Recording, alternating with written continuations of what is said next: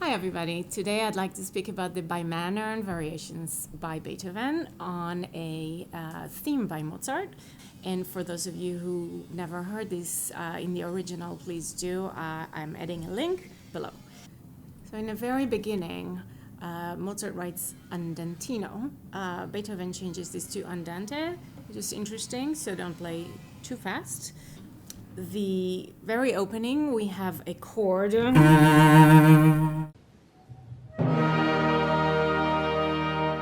The beginning line by the piano is actually sang by a female voice, and we are accompanying.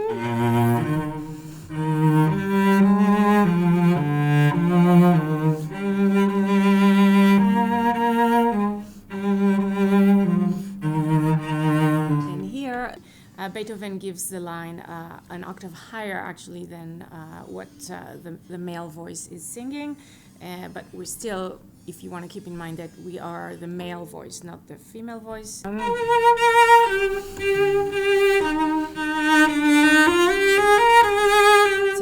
This scale falls on the words love, Liebe, and desire the second time around. So just keep that in mind. It's an expressive scale, in other words. I like using 3/3 here. I think it's charming. Also keep in mind the general mood of this opening. It's a very charming love duet.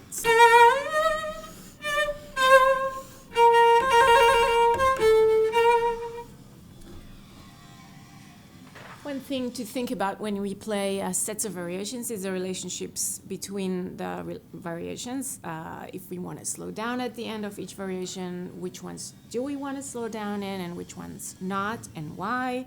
Also, if some of them are slightly faster, slightly slower, even though there's not always new tempo indications. In this case, I like slowing down ever so slightly the end of the tema. And then we get to variation 1. In variation 1, notice in the score that the accents are very important. There's a lot of them, and they go back and forth between the piano and the cello. Some of them are marked as a little sideways V, and some of them are marked as forzando, so sudden forte, subito forte. So, which means literally just to play suddenly louder. So this can be interpreted in many, many different ways, of course. And so beginning of variation 1, you will see that we have an accent on the fourth note and the downbeat of the next bar. And the piano has it in a different place. So if you play your part from the score, you will see how those are aligned. So the piano plays, and we go. So if we're to play both parts together.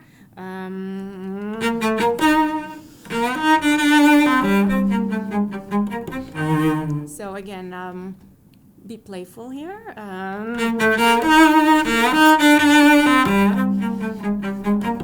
So you can play with it a little bit. Of course, if you know the opera, you will know that Papageno and Papagena are comical figures. They're not tragic figures. They're not serious, romantic, tragic Carmen or in La Bohème Mimi. So these are light variations, with the exception of the minor ones, which I will talk about soon. We get to the subito fortes in bar 26, and those are more robust, in my opinion. They are suddenly leaning on those notes heavier, but still within the dynamics that are written by Beethoven, which is piano going on crescendo.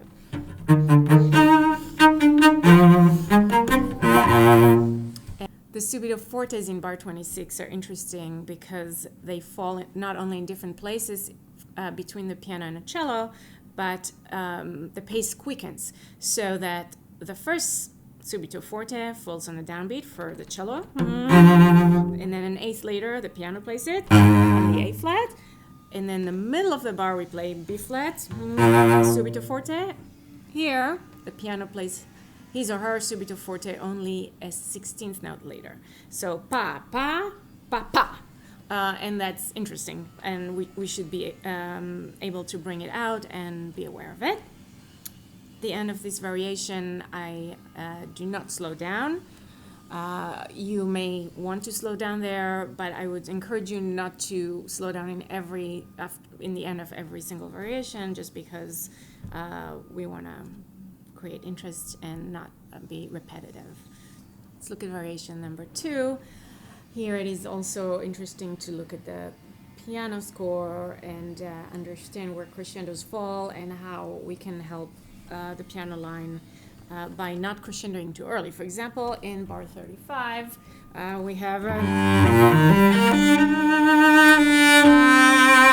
and my initial instinct was to start the crescendo right on that E flat, because it's a long note, it sticks out, it's very easy to crescendo there, but the piano's crescendo starts only in 36, bar 36, so it's interesting to note that. Listen to their scale coming up in bar 35, and don't play too loud there. In bar 41, it's interesting to notice how the subito fortes fall again, not together. So the piano's right hand is in the middle of the bar. We are a 16th note after with our subito forte. So look at the score and try to make that very clear when you practice with your pianist. When we finish the second variation, I finish it with gusto, so, and then there is a change of mood, an expression. Remember this, where I talk about the relaxing the vibrato, or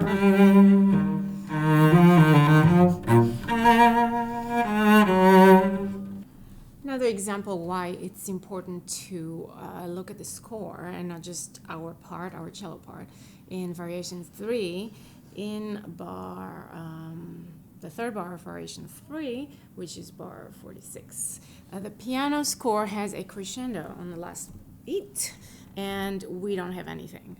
So before, when I practiced this on my own, I thought to do a bit of an echo effect. So I wanted to play,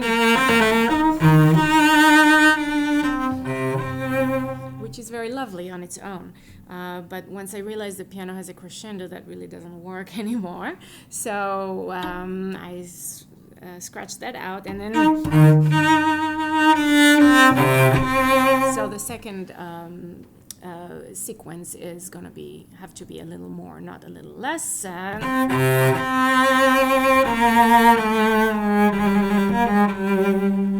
that's the crescendo here. The song that this variation is based on mentions that nothing is more noble than man and wife.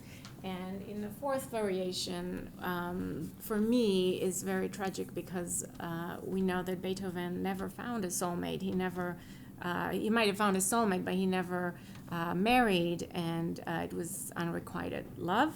And in this fourth variation, we hear more Beethoven than Mozart. The theme is really obscure.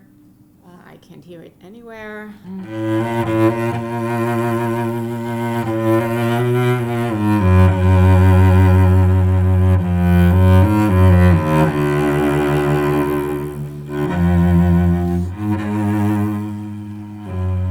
And here, relax your vibrato from the A flat and start building the crescendo. So if you can, try to control your vibrato so that the E flat doesn't get too much vibrato, so we have a place to grow from.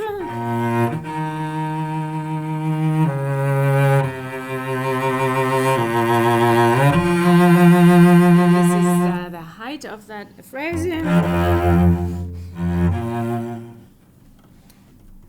The there's a wide divide between Pamina's range, which is higher than in the original, and Pamino's range, which is lower than in the original. And so we are really playing a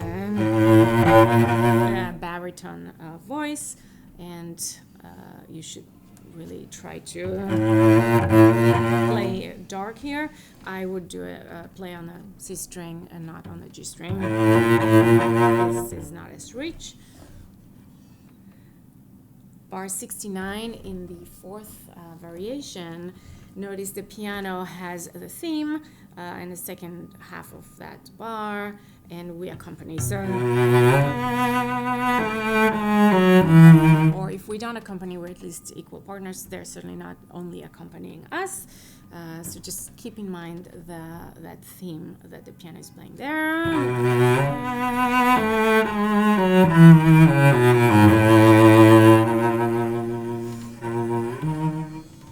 The fifth variation is fun, and I try to change my question and answer. For example, here. And of course, we're going back and forth between the piano and us. In bar 9, I like sliding on the G string. It's more playful. It needs to be done delicately, otherwise it sounds cheap.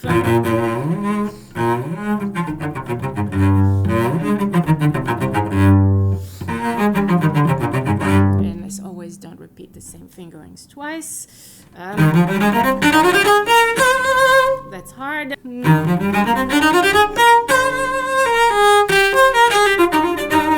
So I take a little time on the top and then go right back to tempo. In variation 6, let's look at the score. The piano has 2 16th notes when we play our B flat. So just be sure you're listening. They also have a crescendo and subito piano, which is missing in our part. So you might want to give a little extra time to that B flat.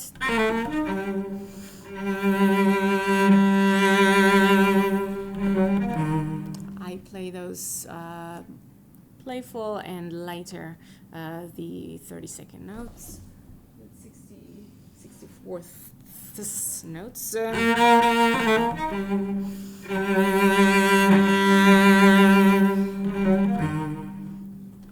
The last variation is jubilant.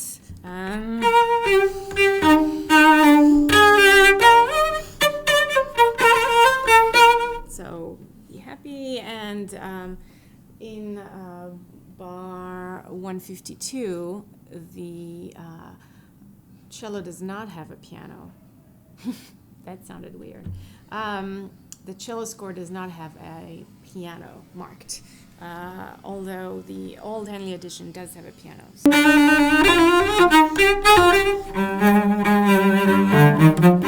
So this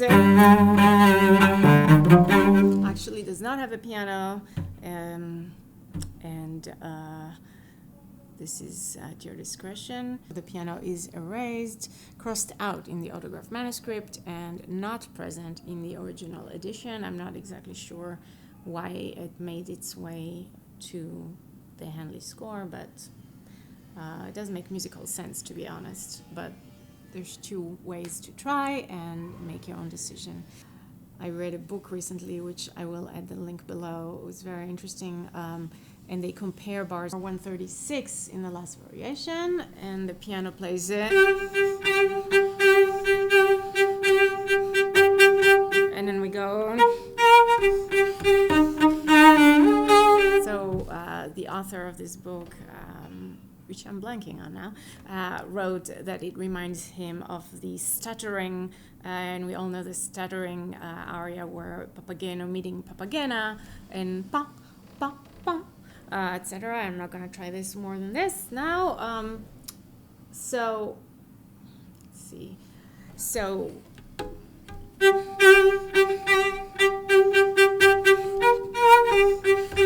you can think of those G's as perhaps Papageno stuttering. To me, they sound a lot like the G's in the triple concerto.